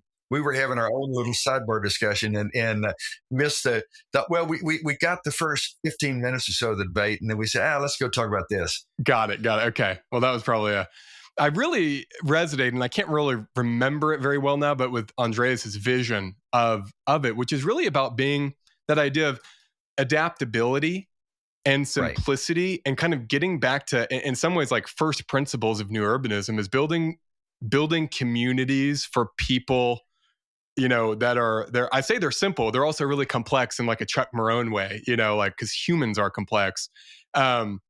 Where do you see, but it seems like there's definitely competing vision there in CNU of, and I don't know, but it certainly seems like there are a lot of people that are like, we need to build low carbon buildings and energy efficient buildings. And I'm not saying that that is wrong or bad. For me, it's a secondary concern to building human flourishing long-term in my definition of sustainability. How do you see that conversation going? Where are things going? Is it young versus old? Is it, I don't know. Is there even a competing vision, or is that just my perception of it? There is there's not that much competition. By that, I mean, it's Andres and a few others that are advocates for the simpler view. And then pretty much it's 80-20, maybe, I don't know, something like that. Wait, 80-20 being Andreas and that viewpoint, and 80 being the other? Okay, that's the perception I got. And I was trying to be kind of like just open-minded, but that's what it seems like to me. And it was a bit of a disappointment to kind of see how strongly it was swinging that way. Well, here's the thing. Again, the industrial development complex narrative, I keep talking about that because it's a serious big deal, is so professionally put together and is so compelling that you really have to be a little bit, okay, this term is taken on new meaning in the last couple of weeks. And so I'm kind of debating whether I should use the term now, but I've said for years that 90% of the time I'm the weirdest guy in the room. And so you almost have to be a little bit weird to not just simply take the prevailing narrative, hook, line, and sinker, and say, I'm gonna think, and I'm gonna consider these things. Like, for example, when I was first trying to organize all the foundations of the original green. I realized very quickly that it would be very easy to make it just an apology for the new urbanism. I say apology in the literary sense, not the excuse me sense, and so then I asked myself, and it was clear to me that there were foundations of sustainable places and foundations of sustainable buildings. So it was like urbanism and architecture, that those two meta-categories were clear. But what were the most important things? I said, well, what's the most important thing about a place? Well, in that uncertain future that I mentioned earlier, keeping things going in a healthy way long into an uncertain future. In an uncertain future where you can't ship stuff from halfway around the world, if you can't eat there, you can't live there. So the first foundation of a nourishable place, or of a sustainable place, must be that it must be nourishable. That sure, we're going to be able to get spices and stuff from halfway around the world. I mean, Marco Polo did that, 600-700 years ago, however long it's been. But they are light and are easy to carry. but the main ingredients of the things that keep us alive, they should be coming from the fields and the waters upon which we can look out of a town and see. And actually, if you look at a bunch of the old maps, like the Noli map of Rome, for example, or the big famous London map, or all these other maps of the great cities and towns, they always have not just the city itself, but they're showing all the farms around the city, and they're showing the rivers that might be running through it, or whatever, or the ocean, if it's a coastal town. And so that was as natural a part of the city as the city itself, and that is the places that you get food from, with which you nourish the people, and so. But I remember even a Congress, 15, 20 years ago, something like that, and one of the founders. And I this is on used to be on Sunday at a Congress, and now of course it's travel day. But used to be, that was when the actual Congress part occurred, where people actually debated and so forth. And I brought up that point, and I wasn't addressing anybody in particular. You just get up and to the podium and say, what your thought was, and that you're wanted to bring to everybody's attention or whatever. But one of the founders and this was about nourishable places, and oh man, he just jumped up and just eviscerated me, and because he'd bought in to the industrial development complex, and about everything, even food wise, and no, we must be able to trade all the way around the world. Well, now of course, what that means is that when you go from the raw materials to the finished product, a lot of stuff crosses the Pacific 4 or 5 times before it gets to us, and in no universe can you call that sustainable in a healthy way long into an uncertain future. Well, we saw during COVID what happens when things just get a little messed up. I did. It nearly put me out of business. That was the worst years of my life professionally. Exactly. Yeah. Yeah. Well, I would think it was for a lot of us. It's like, well, what do we do now? Yeah. But sorry, go ahead. No. I'm just interested. I didn't realize it was that strong, the 80-20. How do you guys, because I'm assuming you kind of put yourself in the 20. How do you guys think of that? Is it like an active thing that you're trying to, win's not the right word, right? But at the same time, seeing you, yes, it's an organization. Is it not an organization? Is it a movement? It's kind of hard to define. And sure. I think that's part of its strength too. But how do you guys keep showing up at CNU, right? Like Andreas seems to go every year, and you go every year, and you seem to, think it's important. So how are you taking on those ideologies as you guys are kind of nearing the end of your careers and handing this off to new generations? How are you thinking about that, and what do you want to see happen next? What are your goals? I can't speak about goals of CNU as a whole, because I've kind of always stayed off to the side. Now, whereas Susan was, she's been on the board for a lot of years, my sister, and she was chair of the board in the most recent term. I mentioned that already. But so even within our family, we kind of take different approaches, which is probably not I think surprising. I might have been emailing her on the Oklahoma City one. I think I was emailing Susan about, anyway, yeah. Yeah, probably so. But yeah. And so I found it, I guess the question I've asked myself, even when I got around to saying that I will no longer be a full service architect, I will do these other cool things and not that. And I finally made that final break in 2016 after a job with just wonderful clients. And I quoted them like $56,000 on the job, and it took me like $160,000 worth of time. And of course, I only billed them the 56. I've always felt like that I'm freer to think, if I'm not at the center of an organization, Juan and I've kind of always regarded what we do. We're kind of a skunk works, that we're trying to figure stuff out that needs to be figured out. But if I skewed to the company line on anything from, carbon imprint to, um, I mean, I could just go right down the list of things that people are concerned about, and it's a very long list. But it's a better thing for me anyway to be able to just simply, for Wanda and I, to be able to think on our own, and so we stay engaged because we don't want to totally lose track of what the stories are, what the narratives are, um, but we don't want to get kind of shackled to the narrative of the day, and not be able to think for ourselves. And so yeah, we put some distance between us, in the orthodoxy, you might say, of the movement.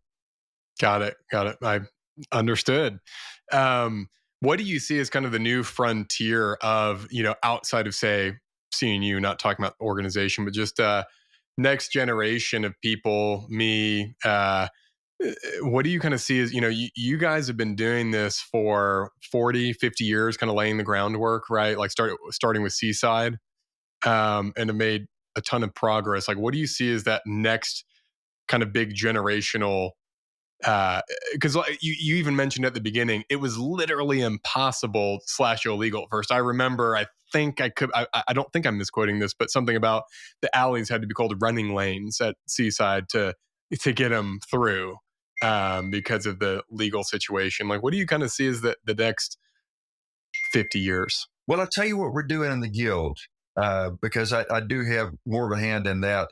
Nathan and I co-founded it in 2001, and what we've done the last several years here recently, in the last 5 years really, is tried to really build up the apprentice program of the Guild, because what we're trying to do is, because there's young folks that are coming in that know things that we don't know now, because I mean, I'll be 65 in December. I was born with 3 days left in the 50s, so so I've been alive in 8 different decades now.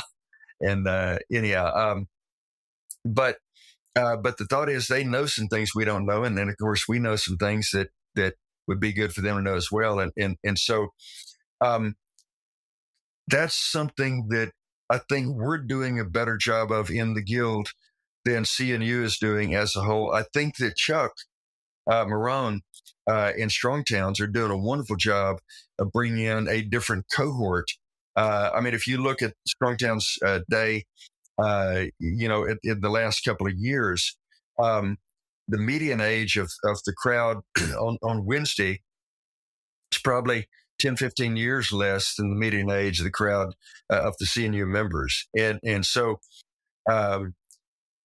being able to, to pass things down and to learn things up to us, where we're learning stuff that they know that we don't already, then that intergenerational exchange is, I think, one of the most important things we can do.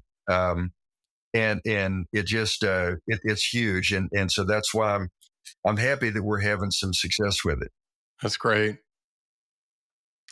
Pivoting a little bit to development, what are some of the most developments that have either recently been completed or are still literally under construction, whether in the US, I'd say both the US and abroad, that for anyone in the industry, their urban designers, their developers, their engineers, city officials, whatever, that are interested, what are those places like, man, you really need to go see this?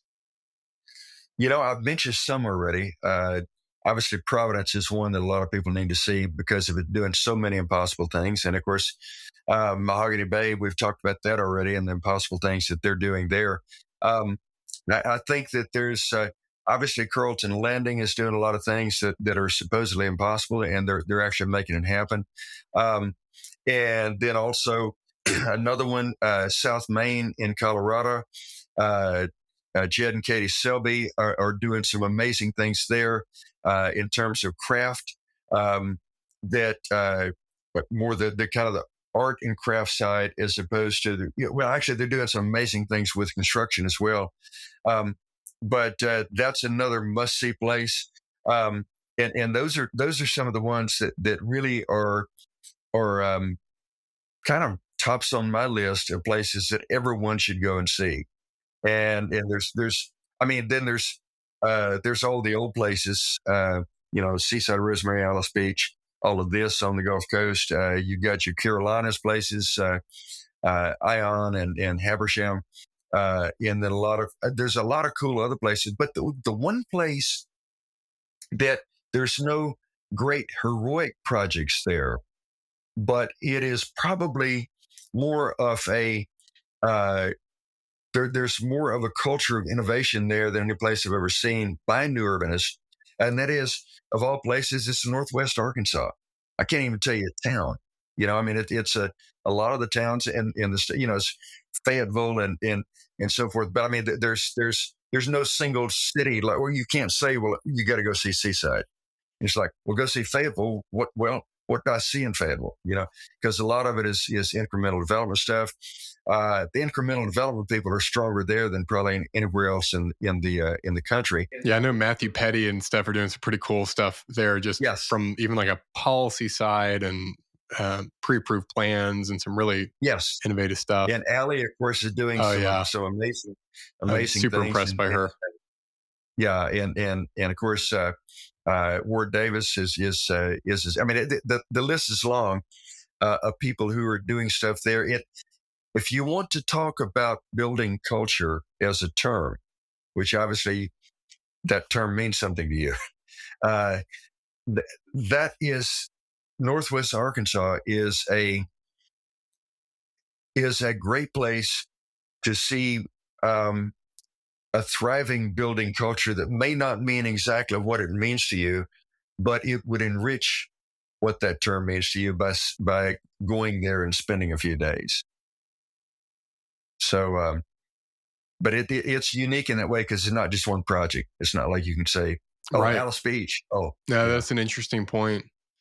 Do you, all these places, and they're all different, the places you brought up, and there's a whole list of others too that are great that we haven't necessarily said out loud, but you've been involved with many of these. You've kind of, whether from kind of a higher level or pretty up close to, are there any common patterns that you see among successful ones? I don't necessarily mean urban patterns. I just mean like, what are some of the ingredients for success that have led to successful projects versus mediocre to less successful projects? Is it the team? Is it the vision? Is it the financing? Is it the municipality? Is it, what? I don't know what it is, but have you identified any common threads among successful places? The most common thread is the one that I mentioned earlier, and that is places that people care less about. Like when Seaside was started, Robert and Darrell were just those two crazy people out on 30A. They were trying to get you to pull in and buy some seafood from them, and then also buy into the dream, but they were literally the crazy people on 30A until some of the other places started, and then they became the pioneers and the heroes. You see how that flipped. Honestly, Oklahoma is a bit like that for me. I was planning on Carlton Landing and we'll get out of here and move to Austin or Nashville where it's happening, and then ended up in Oklahoma City and kind of going, man, I think we kind of are in Austin 30 years before Austin became Austin, and then realizing how much potential we have to shape what it becomes. And you don't have to be a multi, 10, millionaire to be able to do so. So I think Oklahoma's our home, and that's part of the reason. Yeah, no, that's great. And but speaking of the building culture, it is, I think it's a great term that we all need to dig more deeply into in that if you do the Northwest Arkansas thing and have a lot of folks, when it gets to a certain tipping point in a region like that has, then all sorts of things happen, in the cross-fertilization between the people that are not too far from each other. I mean, literally, you can get on a bike and be in, you can go from Fayetteville to oh gee, the name of the Walmart headquarters is escaping my mind for some reason, but the town. But yeah, I mean, you can be in a bike, you can be there in 30 minutes, and so and they have a great bike trail. What is it? The Razorback Trail or Hog Trail or something like that. But anyhow, um, and and but yeah, having people in a place that are not only willing to share wisdom that they have, but are anxious to learn from what other people have. That's a what gets done as a result in that area gets better and better over time. As opposed to because and I tell you one thing that it did back in what was it 2017. Um, I took all of the list I could find that people had put together.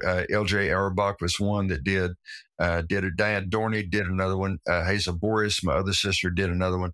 And I think I had one or two others as well of list of new urbanist places. And I was trying to, actually, I did it on a Google map and was trying to do kind of the master list of every known new urbanist place that I could find. And and the stories behind them that I could find. And and it was really sad because there was a number of places that it was just like a mom and pop operation or whatever. The two town founders, but they were out there on their own, and they did not have a 30A. They did not have a Northwest Arkansas. They did not have another place like that where the culture of building places people love evolved, and they eventually failed. And the stories of the failures are just really sad because they were all out there on their own. And so I think that the building of such a culture is one of the most important things in a region, where you're close together. You don't have to drive 3 hours, but you can actually go have dinner with a bunch of people in this other town or whatever. And that really is huge. The ability to have colleagues within a reasonable distance that care about some of the stuff you care about, and that also infuriates you on a few things that you're not quite settled on yet. And there needs to be that too. It can't be just a love fest. It needs to be, because from the beginning, the new urbanism was number one about generosity, but number two about challenging long-held beliefs. Like I say, you can't do stuff that was either illegal or impossible in the beginning without challenging long-held beliefs. And like, for example, when Seaside got to a certain point, and other people wanted to come and say, how'd you do this? I mean, Robert and Darrell would bring them in. They'd put them up in one of the cottages. They'd feed them. And then they would open their books and say, not the books they were reading, but financial books, and saying, here's how we actually turned a profit on this piece. Here's our cost. Here's our income. Here, and they showed them everything. It's like, because the thing is if you're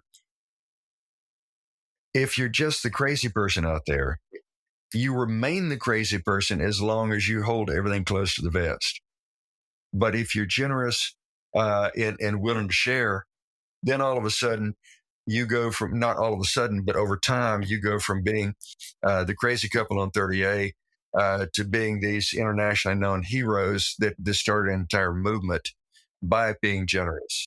And so yes, we must be able to challenge stuff, but we also must have the generosity to share the things that we've learned that is useful. And like Juan and I, we test a lot of things to say, this should be useful. Let's try. And sometimes it is, sometimes it isn't. But that's a perpetual thing for us of saying, let's test this, and be willing to be okay with failure. We've had plenty of that, that's for sure. But enough stuff actually works out that we're still here. So Yeah, I really like this. I mean, the generosity and challenging long held beliefs. And the other one that I pick up from that you're saying is a sense of humility that comes from just that idea of exploring, like, let me try and see. I think this is going to work, but like just taking that open mindset, if you're actually trying to learn, is really, really, really important. Well, one thing that growing up in Huntsville, and as I mentioned, Rocket City, USA, and actually in elementary and middle school, most of my classmates, and this was very gender specific back then, but most of their fathers, because women didn't get into rocket science that much back then, most of them were rocket scientists. My dad was a cabinet maker, and so I was kind of the weird one of the bunch even back then. And but growing up in a city of scientists, I discovered that what there is something today that I call scientism, which is where someone will take a bit of scientific fact here and fact there, and use those facts to support their belief about something else entirely that has nothing to do with science. It could be everything from politics to religion or very many other things. And scientism leads you very certain about a lot of things, mainly, because it supports your beliefs. But real scientists, I've noticed, um, they're always saying or thinking, I might be wrong about this. And if you talk to somebody who is a real scientist, and that they'll tell you that their most important work came as a result probably of an experiment or something they were trying and expecting a certain result, and got something very different. It's like, huh? That's funny. Why is that? Which is where most significant discoveries actually begin. And so, but it takes humility to be able to say, I might be wrong about this, and to just see where that pony goes, as I mentioned quite a long time ago, because you just don't know if you're really seeking to discover things. Yeah, I'd say I've been punched in the face by life quite a bit over the past 10 years. I think I probably needed it because I'm a lot more, there's a lot more humility than I used to have in my early 20s from experience of things not working out, Yeah. So, I've got some just, they're not necessarily rapid fire, but some kind of, Sure. as we wrap up, some more personal questions, just thoughts. What have you become more convinced about over time? The things I've become more convinced about are not so much design techniques or development um, principles or whatever, but are the more broad picture things, like the things we've just talked about. That, for example, uh, generosity will serve you very well in so many ways that you can't even anticipate them, or that if you're confronted with something that you just can't explain, that might be the door into something that you find very useful for the rest of your life. Um, and the ability I mean, I'm just repeating what we talked about for the last 20, 30 minutes. The building of a culture in a place where you have colleagues, so all of those things that we talked about that are the bigger picture stuff. The little detailed stuff springs from all that in all sorts of ways, from all of those in ways that you can't even anticipate right now. And that's okay. And like you mentioned, that 2020 had been one of the worst years of your life, and I think a lot of folks felt the same way. But I will say this: at a time period that was longer than that, um, and that is from the meltdown in October of '08 until 2012 or 13 or whatever it was, that a lot of people really started to recover. If you think about it, before that time, before '08, new urbanist projects were kind of the big projects that had the town center, and they were 80 to 200 to 300 acres, or sometimes bigger, whatever. And that was kind of what people did for the most part. But if you look at all the stuff that began when we couldn't pay our bills, beginning in October of '08, when the meltdown came, I can go right down the list of, actually, Egress was kind of challenging us in one of these little groups that he puts together in email just the other day about, this is so stifling. It's like nobody's thinking of anything new since, in the new millennium. I said, Andres, would you like a list? He said, well, sure. He's always open to stuff. And so I had this list of like 40 items or whatever that people have begun and continued to develop, like tactical urbanism. That didn't exist in 1999. You go right down. There's a ton of stuff that just simply wasn't there in the last millennium. And so it turns out that those years where, I remember one time that one of my new urbanist colleagues that called up literally crying because he thought that that the end was near for, he thought he was going to have to close up and lose everything and become homeless and such. And it's like, what do I do? And so in times as desperate as that, they actually spawn more innovation than it ever happened in the entire previous history of the new urbanism from 1980 to 2008. 28 years. That's 2/3 of the new urbanism until now, give or take. And so in that last 1/3, there's been more great stuff developed than in the previous 2/3. And in my own experience, some of the things that look like the worst possible things that could happen, it turned out to be some of the best. And it just, so I haven't said this specifically, but to don't ever waste strong pain. If there's strong pain, that's precious. Don't just try to get over it, and take a painkiller or whatever and hope to forget it. No, let strong pain cause change. And I don't know what that means for you, but I know what it's meant for me on a number of occasions, and that has never failed me. Yeah, I think it took me some. It was really you wouldn't know about this, but I was in a car accident a few years ago. That wasn't my fault. A city bus ran a red light, but anyway, seemed like a really minor accident because I just hurt my foot. But I'm on my 5th surgery, about to get my 6th, and I really can't walk. Like I can go like maybe two blocks. It's every step is incredibly painful, and the process of going through 5 surgeries is not fun. These are painful surgeries. It's been 3 years. I got 2 kids, can't run around with them.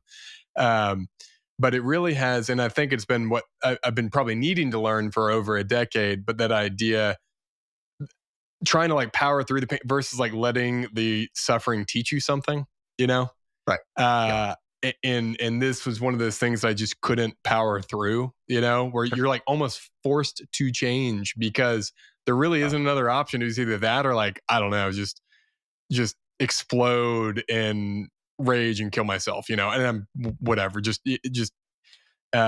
I completely agree, having more recently been through this of probably the worst years of my life. I've come through with a different perspective, and actually that perspective, it comes back to a lot of what you were talking about in terms of generosity and other people too, because what got me through the time, there was a lot of things that I don't want to get into it right now, but the people that I had around me over this past decade, because building culture has been very difficult, 9 years, I guess. Like it's been a very difficult thing to do. And it's the people around me not that many people, but those Right. key relationships. And I'm going, man, if I was mid, I don't know, mid 40s and divorced, or didn't have anyone that shared my vision or values, Right. there's no way I could have done all this. Yeah. Yeah. Well, I mean, it's the same with Wanda. I mean, she's been my muse since we got married after my first year in architecture school, and she's asked all the impossible questions. Like we were when we got married after the first year. Wasn't too long, and she would come to the studio, help me work on models and stuff. She'd come to all of the juries and see what all what the critique was and all this. And so it wasn't too far into second year that we'd gone to bed one night and about to fall asleep, and all of a sudden she sat right up in bed. And she says, "Steve, why is it that you refuse to design anything that anyone else I love would love?" I said, "Well, do I?" And she said, "Well, yeah." I said, "Well, how do you know?" She said, "Well, have you ever listened to non-architects talk about architecture?" I said, Wow. "No. Our professors tell us we should educate the client." She said, "Well, if you'd ever shut up and listen, you might actually learn a lot of things that you don't know now." And 4 years after that, I graduated from architecture school, realizing full well that I had no idea how to design anything that anyone else I knew would love other than the architects. I could make the professors happy, you know, and get good grades and all that. But regular people, no, I was clueless. And it took me well over actually it took 11 years of self-education until I finally came across a group called at the time it was the ICA, Institute of Classical Architecture. And I literally thought for those 11 years that I was, because, in that time there was no internet, no connectivity. And I thought that I might be the last person left alive that actually cared about designing buildings that regular humans would love, that my grandmother would love, for example, that kind of a thing. And and then I found the ICA, and of course they were a tremendous resource, and so that kind of sped up the self education process. But yeah, she has been. I mean, well, you can't see it, but there's a chair right over here in the corner. That's the jury chair. She comes in here and sits here and critiques all sorts of stuff that I'm doing, and so we're really kind of a team that way. But she has always asked the impossible questions that some of which have taken years or even decades to be able to finally answer those questions. And so having colleagues, or friends or family or whoever they are that share some part of your passion, if not the whole thing, it's huge. And I will, in addition to what I mentioned, all the things we mentioned over the course of the last while, uh, there was one of the things that I did when there was no architecture to be done at all, was a book. It was it's actually an ebook called New Media for Designers and Builders, and it was kind of how you can, now that you don't have anything to do to make money with, here's how you can do something useful in the meantime. And the the three prime virtues of industry, of which you can only have two at most at any one time, is better, faster, cheaper. We all know that. I mean, you can be fast and cheap, but you can't be better. Or you can, so pick two if you're really good. Pick only one if you're ordinary. But nobody can do three.